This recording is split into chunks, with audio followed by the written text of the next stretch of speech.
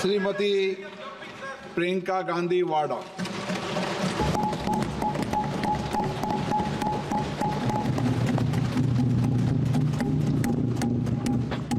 नमस्कार। माननीय अध्यक्ष महोदय जी, आज आपने मुझे इस सभा में बोलने का मौका दिया, इसके लिए मैं आपकी बहुत बहुत आभारी हूँ। सबसे पहले जो सुरक्षाकर्मी, जो जवान अफसर 13 दिसंबर को संसद की सुरक्षा के लिए शहीद हुए, उनके प्रति मैं श्रद्धांजलि व्यक्त करना चाहती हूँ। महोदय, हजारों साल पुरानी हमारी देश की, धर्म की एक पुरानी परंपरा रही है। ये परंपरा संवाद, चर्चा की रही है।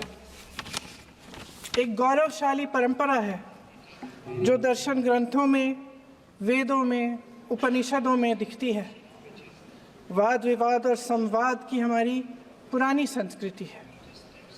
अलग अलग धर्मों में भी, इस्लाम में, सूफियों में, बौद्ध धर्म में, जैन धर्म में, सिख धर्म में भी ये वाद संवाद, ये चर्चा बहस, इसकी संस्कृति रही है। इसी परंपरा से उभरा हमारा स्वतंत्रता संग्राम। हमारा स्वतंत्रता संग्राम विश्व में एक अनोखा संग्राम था, एक अनोखी लड़ाई थी जो अहिंसा और सत्य पर आधारित थी। ये वाद संवाद की जो परंपरा है, इसको इस संग्राम ने आगे कैसे बढ़ाया? क्योंकि ये जो संग्राम था, ये जो लड़ाई थी हमारी आज़ादी के लिए, एक बेहद लोकतांत्रिक लड़ाई थी। इसमें देश के किसान, देश के जवान, देश के मजदूर, देश के अधिवक्ता, देश के बुद्धिजीवी, चाहे किसी भी जाति के हों, चाहे किसी भी धर्म के हों, चाहे किसी भी भाषा को बोलते हों, सब इस स्वतंत्रता संग्राम में शामिल हुए। सब ने हमारे देश की आज़ादी की लड़ाई लड़ी।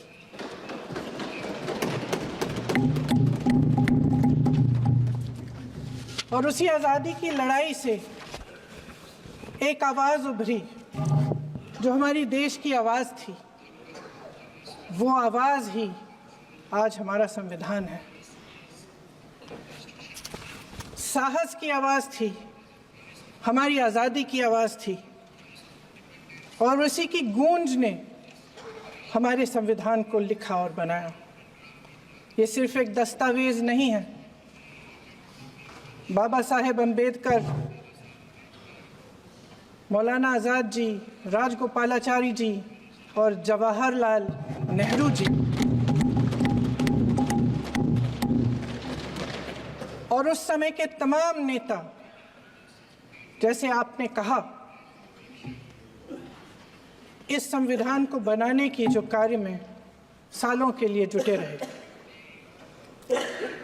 हमारा संविधान इंसाफ, उम्मीद, अभिव्यक्ति और आकांक्षा की वो ज्योत है जो हर हिंदुस्तानी के दिल में जलती है।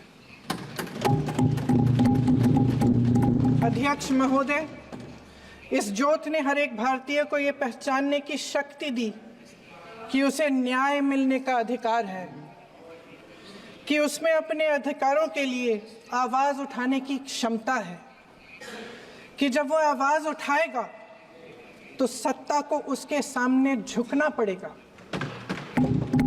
इस संविधान ने हर एक देशवासी को ये अधिकार दिया कि वो सरकार बना भी सकता है और सरकार बदल भी सकता है।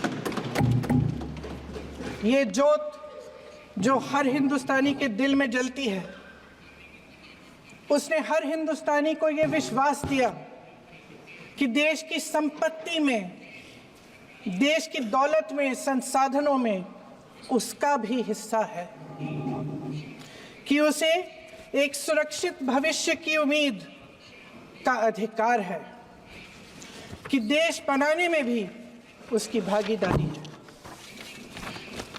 उम्मीद और आशा की ये जोत मैंने देश के कोने कोने में खुद देखी है।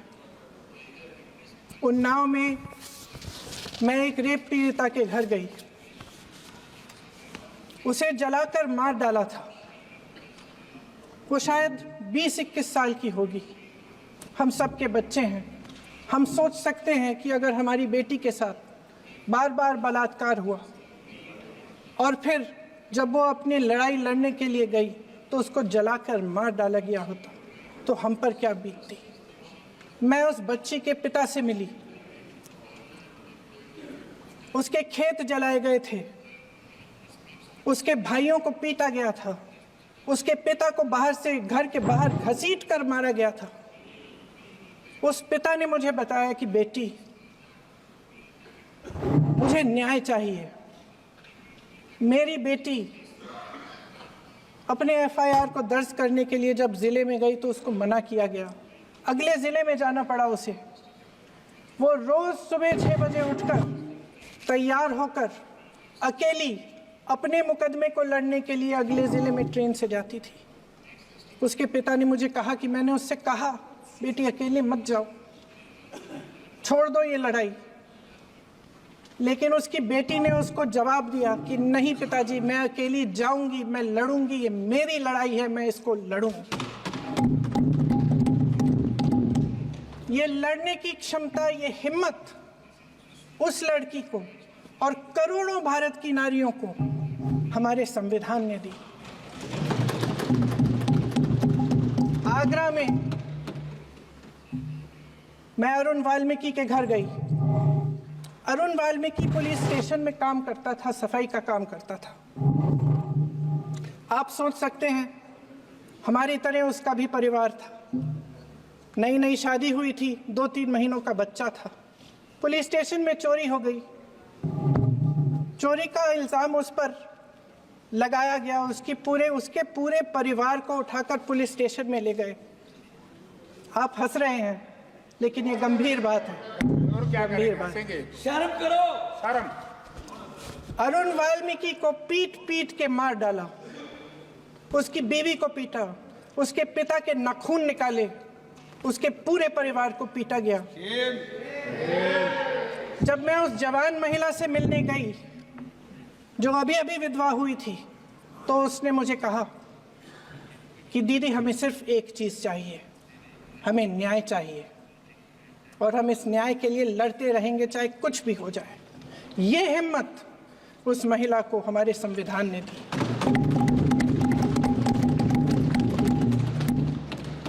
संभल के कुछ लोग आए थे हमसे मिलने, जो मृतकों के परिवार के सदस्य थे।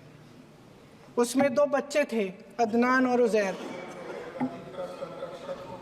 अब सुनिए, उसमें 2 बच्चे थे, अदनान और उजैर। एक बच्चा मेरे बच्चे की उम्र का है, दूसरा उससे छोटा 17 साल का है।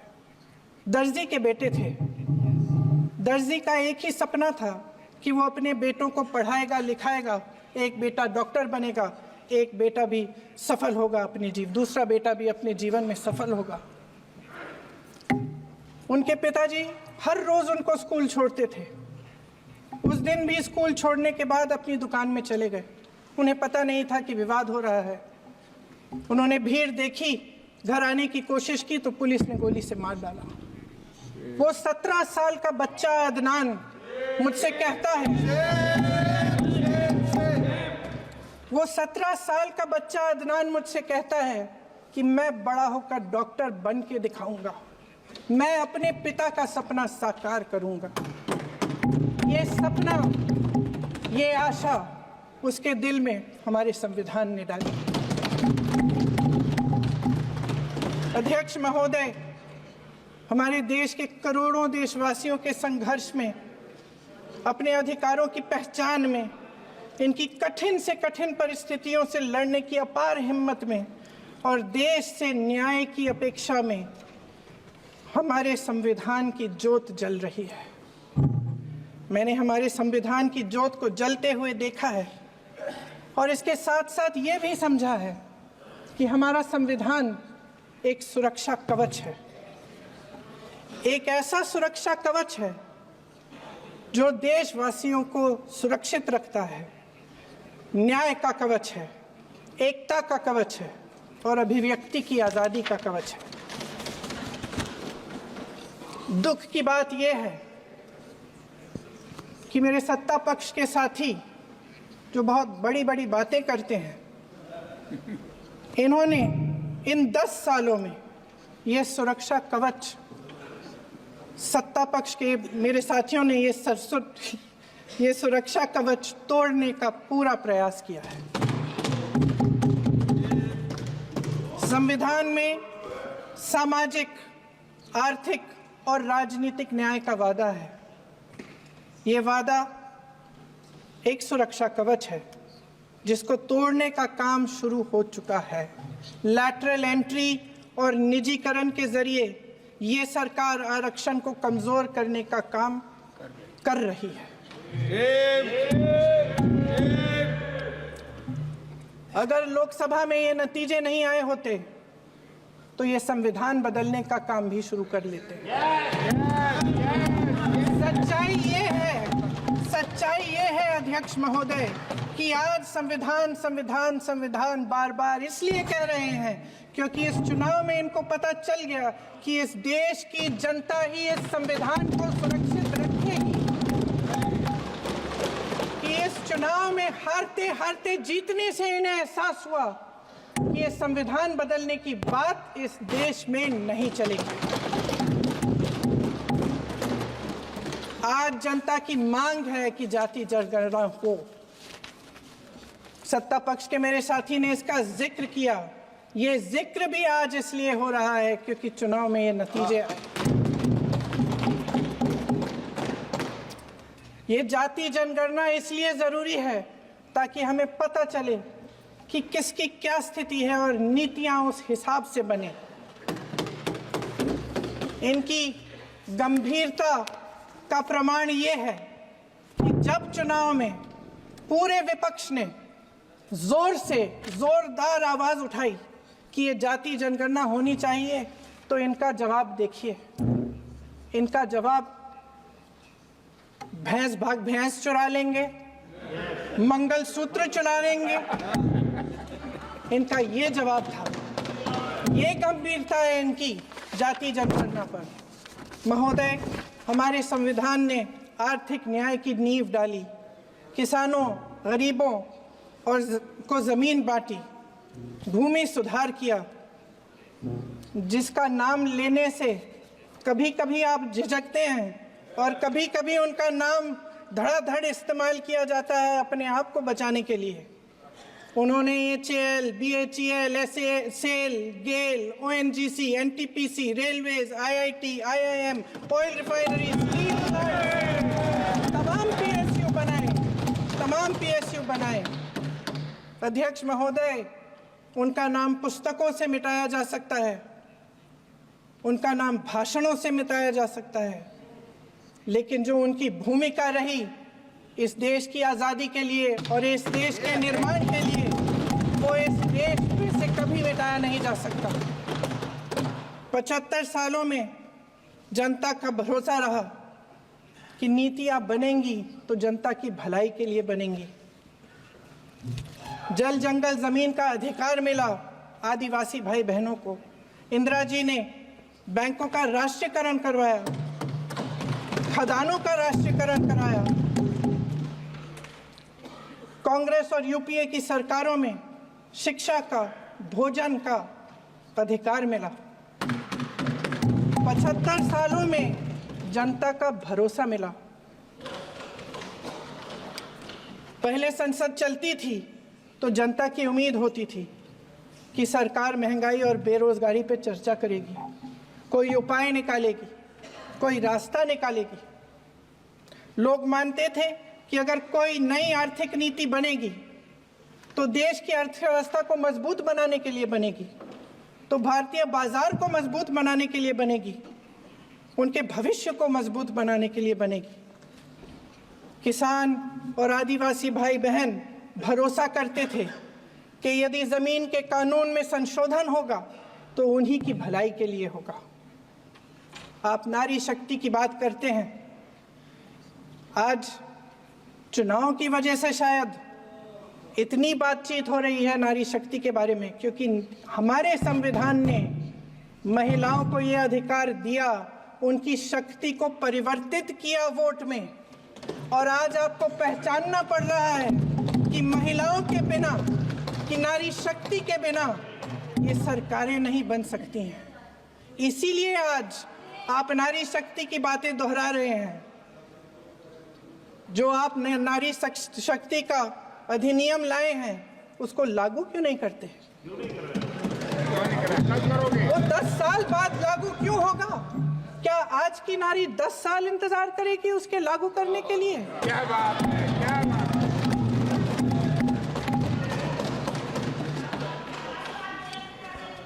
आज संसद में बैठे हुए सत्ता पक्ष के मेरे साथी ज्यादा से ज्यादा अतीत की बातें करते हैं। 1900 किस में क्या हुआ, कब हुआ, नेहरू जी ने क्या किया। अरे वर्तमान की बात करिए, देश को बताइए आप क्या कर रहे हैं, आपकी जिम्मेदारी क्या है? कि सारी जिम्मेदारी जवाहरलाल नेहरू की है? अध्यक्ष महोदय जी, ये सरकार आर्थिक न्याय का सुरक्षा कवच तोड़ रही है।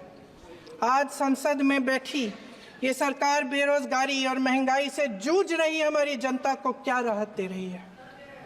कृषि के कानून भी बड़े बड़े उद्योगपतियों के लिए बन रहे हैं। सही एमएसपी को छोड़िए, डीएपी तक नहीं मिल रहा है।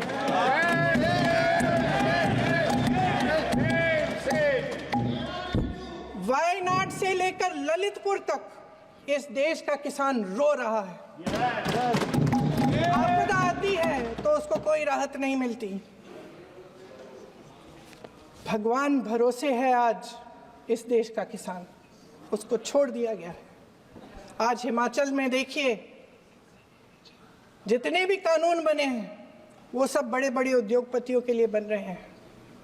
हिमाचल में जो सेब उगता था उसके जो छोटे छोटे किसान हैं वह रो रहे हैं, क्योंकि एक व्यक्ति के लिए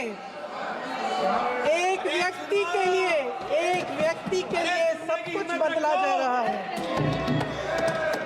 सुनने की हिम्मत रखो।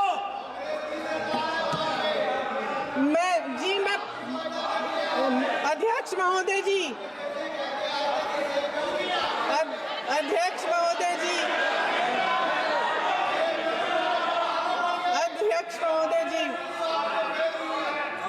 महोदय जी, अडानी जी को सारे कोल्ड स्टोरेज प्रदेश की सरकार ने नहीं दिए। अडानी जी को सारे कोल्ड स्टोरेज आपकी सरकार ने दिए हैं। देश देख रहा है कि एक व्यक्ति को बचाने के लिए 142 करोड़ देश की जनता को नकारा जा रहा है। सारे बिजनेस, सारे संसाधन, सारी दौलत, सारे मौके एक ही व्यक्ति को सौंपे जा रहे हैं।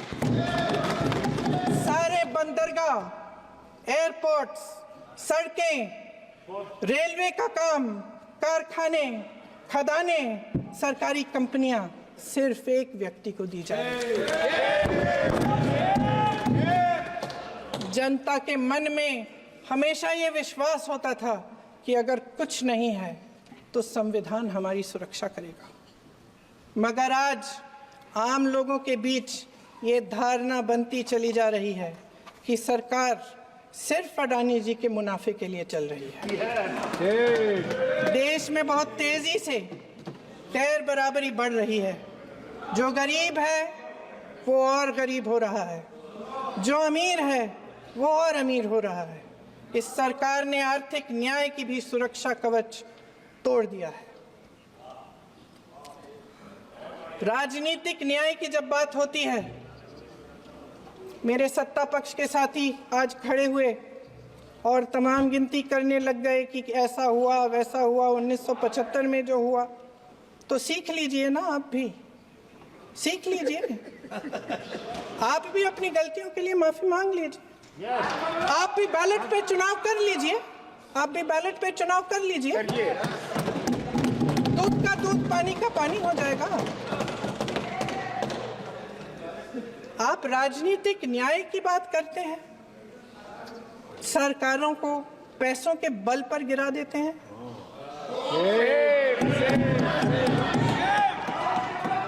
मेरा आग्रह है कि अपन संविधान में सकारात्मक बोले।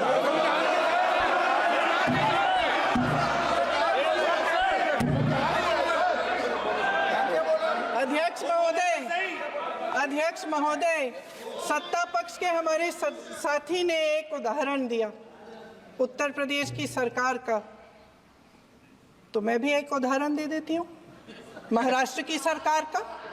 मैं भी एक उदाहरण दे देती हूँ हिमाचल की सरकार को तोड़ने की कोशिश किसने की, पैसों के बल पे की, गोवा की सरकार। तमाम उदाहरण राजस्थान की। क्या ये सरकारें जनता ने नहीं चुनी थी? क्या संविधान इन पर लागू नहीं था? पूरी देश की जनता जानती है कि इनका हंसती है, जानती है कि इनके यहाँ तो वॉशिंग मशीन है।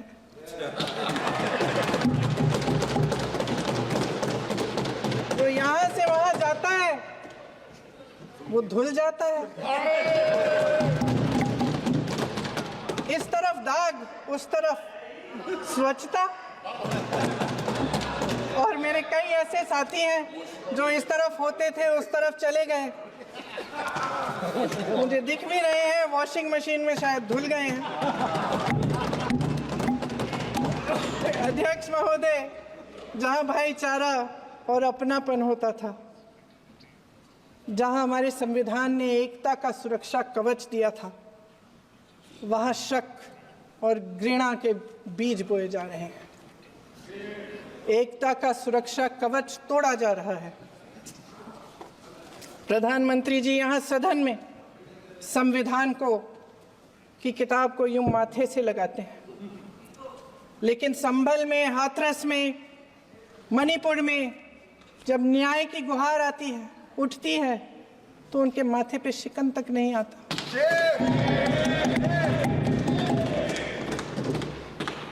शायद समझ नहीं पाए हैं कि भारत का संविधान संघ का विधान नहीं है।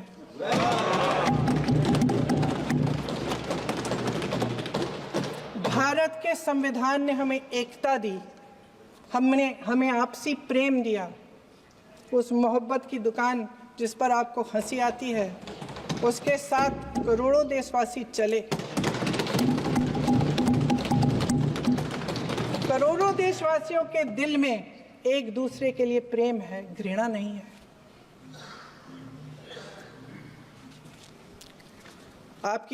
इनकी जो विभाजनकारी नीतियां हैं, उसका नतीजा हम रोज देखते हैं।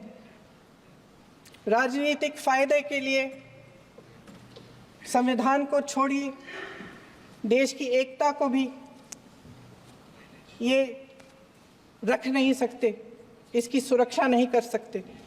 हमने संभल में देखा, मणिपुर में देखा। दरअसल इनका कहना है कि अलग अलग इस देश के अलग अलग हिस्से हैं, लेकिन हमारा संविधान कहता है कि ये देश एक है और ये देश एक रहेगा। जहां खुला विवाद होता था, अभिव्यक्ति का सुरक्षा कवच होता था, इन्होंने भय का माहौल पैदा किया है। सत्ता पक्ष के मेरे साथी अक्सर 75 सालों की बात करते हैं, लेकिन इन 75 सालों में ये उम्मीद, आशा, ये अभिव्यक्ति की ज्योति कभी थमी नहीं, कभी बुझी नहीं। इस देश की जनता ने खुलकर आलोचना की, निडर होकर धरने किए, प्रदर्शन किए। जब जब जनता नाराज हुई, तब तब सत्ता को ललकारा, उसे चेतावनी दी, बड़े से बड़े नेताओं को कटघरे में खड़ा किया, उनसे जवाब मांगा, न्याय मांगा।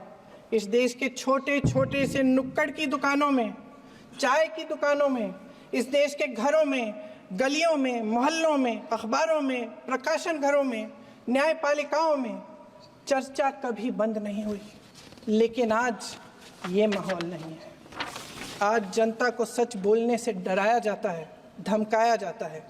पत्रकार हो या विपक्ष का नेता हो या किसी यूनिवर्सिटी का प्रोफेसर हो, छात्र संघ हो या कर्मचारियों का संगठन हो, सबका मुंह बंद कराया जाता है। किसी पे ईडी, किसी पे सीबीआई, किसी पे इनकम टैक्स, फर्जी मुकदमे लगवाए जाते हैं, जेल में डाल दिया जाता है। विपक्षी नेताओं को जेल में डाल दिया जाता है, उनको सताया जाता है।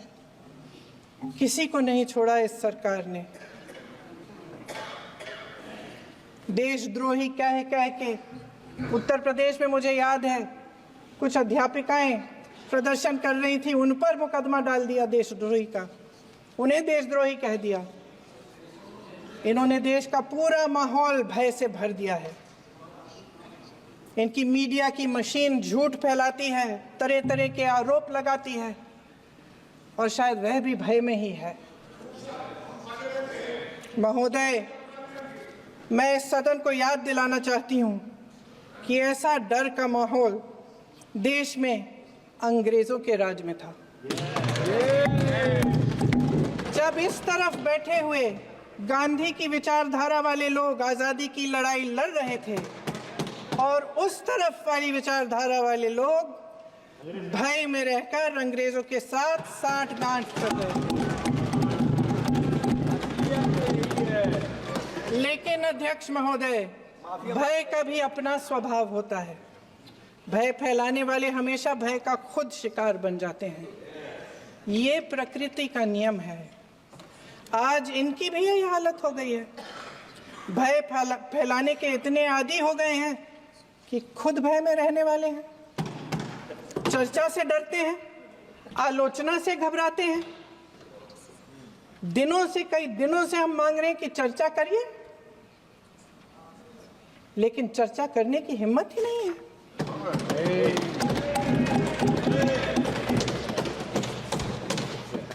एक कहानी होती थी अध्यक्ष महोदय, शायद बचपन में आपने भी सुनी होगी। राजा भेष बदलकर बाजार में आलोचना सुनने जाता था।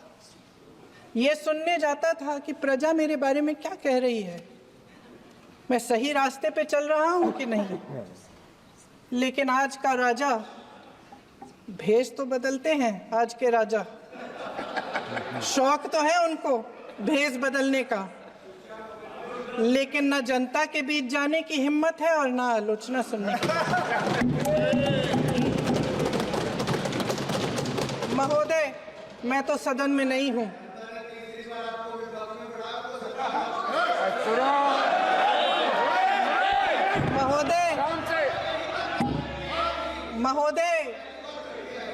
महोदय, जनता में बहुत विवेक है, ये सही है।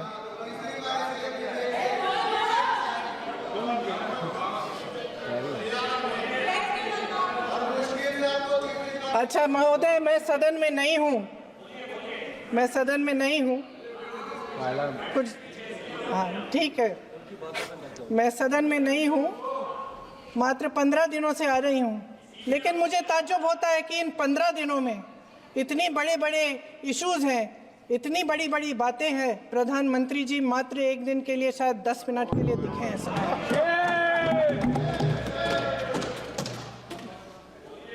बात यह है अध्यक्ष महोदय जी कि ये देश भय से नहीं, साहस और संघर्ष से बना है। इसको बनाने वाले देश के किसान, जवान, देश के करोड़ों मजदूर और गरीब जनता है। संविधान इनको साहस देता है। मेहनती मिडिल क्लास है। और इस देश के जो करोड़ों देशवासी हैं, जो रोजाना भयंकर परिस्थितियों का सामना करते हैं, उनको साहस देता है। वायनाड में जो आपदा आई उसमें एक छोटा लड़का था 17 साल का। 6 घंटों के लिए उसने अपनी माँ को बचाने की कोशिश की। 6 घंटों के लिए आप सोच सकते हैं कि अगर नदी की धारा बह रही है, नाराज है, आप अपनी माँ को पकड़े हो, 6 घंटों के लिए पकड़े रखते हो कि मेरी माँ बच जाएगी, और अंत में वो माँ भी बह जाती है। उस लड़के का साहस, उन महिलाओं का साहस जो पीड़ित हैं लेकिन फिर भी अपनी लड़ाई लड़ रहे हैं, उन संभल के बच्चों का साहस जिनके पिताजी अभी अभी गुजर गए लेकिन फिर भी उनके सपनों को साकार करने की हिम्मत है, उनका साहस है, वो साहस इस संविधान ने दिया है।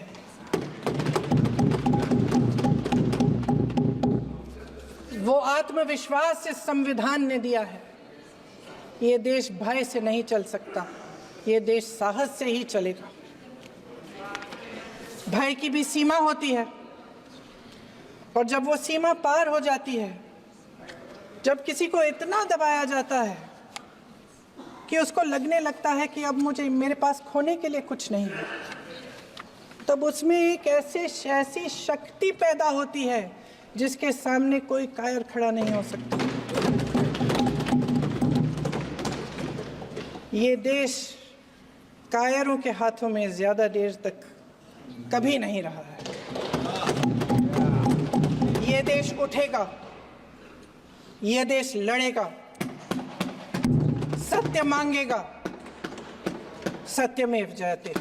जय हिंद। अगले